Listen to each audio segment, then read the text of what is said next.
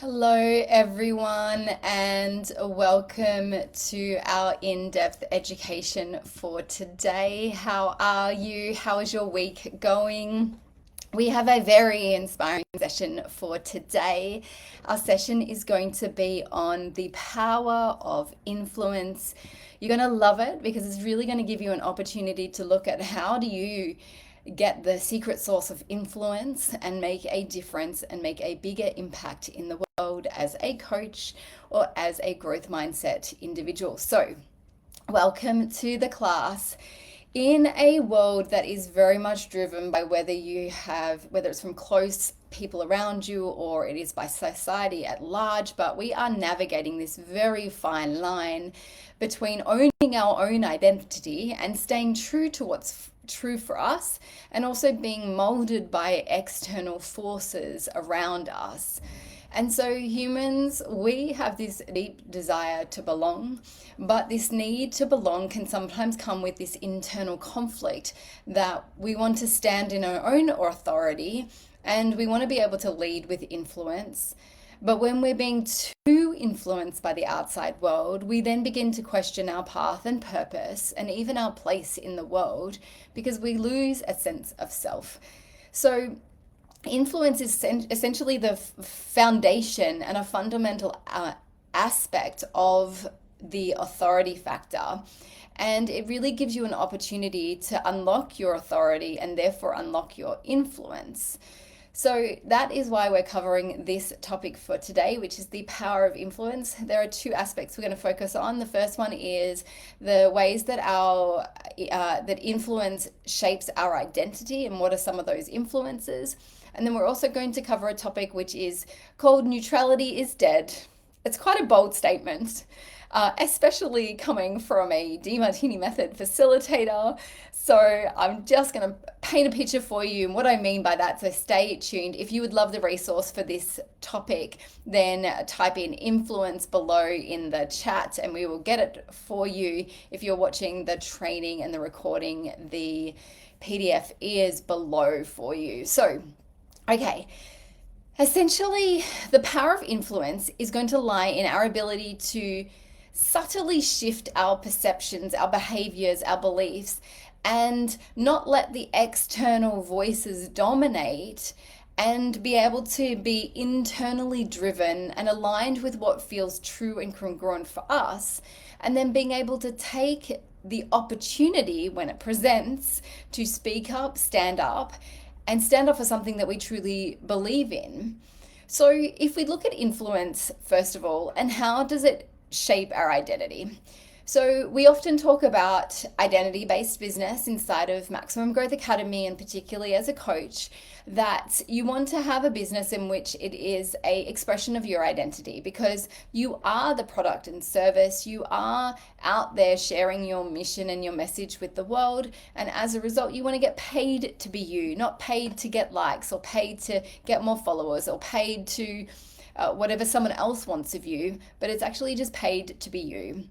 And so that's the most inspiring business as a coach that you can create, because there isn't going to be a separation between your public life and your private life. And essentially it's just you get to do all the things that you do exceptionally well in your genius zone and go and share that with the world. Yet we have these influences in the outside world. Sometimes they're unseen, sometimes they're unnoticed, but there's the forces that we have that subtly mold our sense of self. And so we can have these from a cultural norms that we have. We can be shaped by our parents. We can be shaped by lots of aspects of life. And sometimes we're not even aware of the impact or the influence that we have or that we're having on us. So during the teen years is really that beginning of that really fundamental influence that we have, because we're going out into the world and we're trying to find our place in the world, and we're trying to put our foot in one camp and go, oh, do I like this? How am I here? No, not quite it. Go somewhere else. And so we are being shaped by the external world around us. It isn't like we only want to have influence internally and that's it, but we definitely have influences on the outside.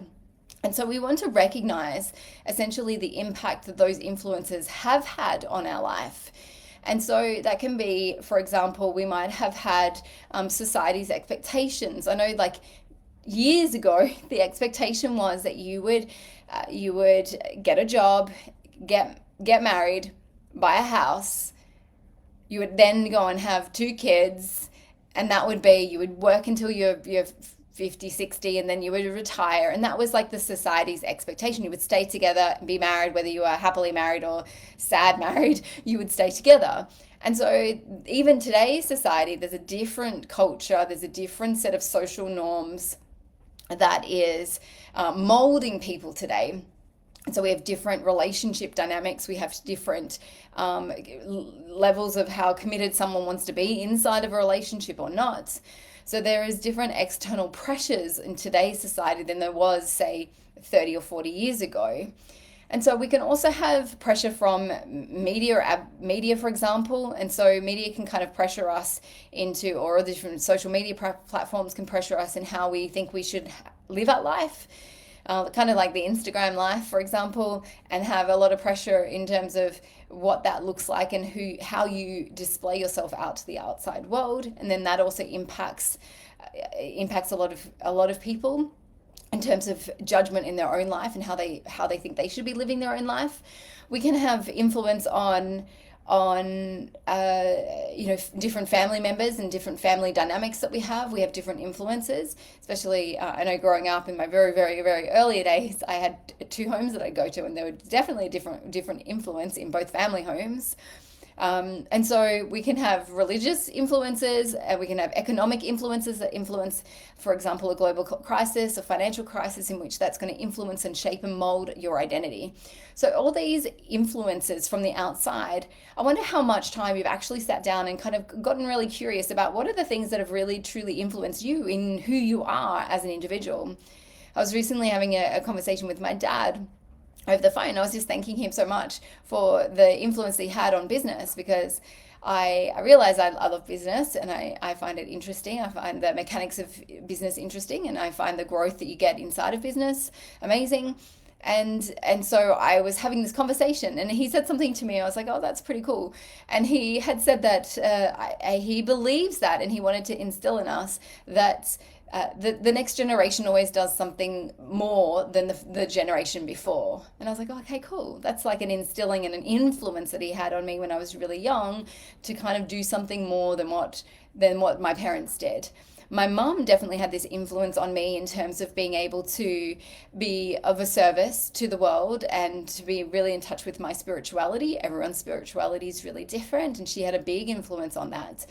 And so we have different people who come into our lives, whether it's a day, a week, a month, or a season, or a reason, and they come in and influence. It'll be interesting if you went through and kind of tracked your life. Imagine if you did a life from the time you were born until now, and then you went through all these moments in which you had influence from the outside. Like, who were they? Who were the individuals that you had the biggest influence on you, and who were shaping you? Because I think once we can unpack that, we can understand our identity and who we are. Okay, so then the next aspect I really want to go into depth with you on, in terms of being able to influence, is this concept that neutrality is dead. And what I mean by that is, we, especially majority listening in, are a believer that it's about the middle path. It's about neutrality. It's about finding a center point and a balance in the work that we do. And so we might align that with the concept, say, of moksha, which is like the liberation of extremes. So we're not kind of sitting at these polar extremes, and we're released from this attachment from the world, from the outside world, and just being in this center point. And so there is liberation when we're in there, and I'm not denying that, not saying don't want that and strive for that. Because when we sway on the outside, it can be really noisy and distracting, and then we can get pulled away from what's important and get distracted by the outside noise. And that's when we get really influenced, especially if it's at the extreme ends as well, because if this is our center point and our middle path and what's purposeful for us, then we can end up going outside of that. And so the concept of the application of the DeMartini method, for example, is to find that middle path and that middle road. And so, something that Martin Luther King said, and it was, our lives begin to end at the day we become silent about the things that matter.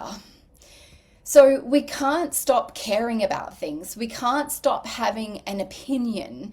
And it's almost like so many people are like, well, I can't have an inflamed opinion. I can't stand for something anymore, because that middle path and that neutrality that we're aspiring to have in each of our moments, that we then go, well, I can't have an opinion. I can't stand for something. I can't stand against something. And so if we're in this like passive state, what happens then is we're not standing for anything. We're not believing in anything, because you can't essentially escape being influenced. Even if you said, or influencing, even if you said, okay, I'm going to have neutrality, you're still being influenced by neutrality. You're like, that still center point is still influencing you, because that's how the lens of the way that you want to see the world. So even at that point, there's still influence. And so essentially what we want to be able to do is take a stance on something. To be able to be influential, we have to be able to take a stance on something. We have to stand for something. We have to stand for something that we really truly believe and what feels really meaningful. So for example, I loved a few years ago, so 2000 and, oh gosh, the last election, so 4 years ago, when Taylor Swift, for example, she was like neutral about her political choices, and then she decided that she didn't want to be neutral anymore. She wanted to be able to create change, and so she then decided to share her political view with her fans and the people who follow her, and she shared that. And then afterwards, she's like, okay, well, maybe if I write a song about that and that experience, what's that right like, and how impactful and influential could that be to be able to make a stance for something? And it was a really beautiful song. I don't know if you've heard of it. It's Only the Young, and it's a really beautiful song because it talks about, like, you know, how long can we like keep on hiding under our desks for? Like, how long do we have to continue running for? Like, maybe we actually need to go and start running for and being and in the political game, and start running our own race in that. And so she really took a stance, whether you are pro her, against her, whether you like her opinion or don't like her opinion. It's the fact that she stood up and she took a stance for something. I was going through Instagram recently, and I came across someone who took a stance for something that even I was like, "Ooh, that's bold. That's so bold, sister." And so she took a stance. She has a podcast which is called The Other Woman and the Wife. And so she was the other woman of someone. I'm not sure if he was married or definitely in a relationship. And then she became the other woman, and then now they're married and been married for a long time. They have family together. And so she has a podcast around helping people to dissolve the stigma and shame that is around cheating. And I was like, whoa, that's a hot topic to take a stance for and go for it, because it's still quite a polarizing topic in society right now. And she's getting a lot of challenge around it as well. And so, but she's standing up for something. She really truly believes in it, because she found a love that was worth all the challenge that she has. And she says she has an amazing relationship with her husband. And so in essence, in order to influence, you have to take a stance for something, whatever that thing is that you believe in.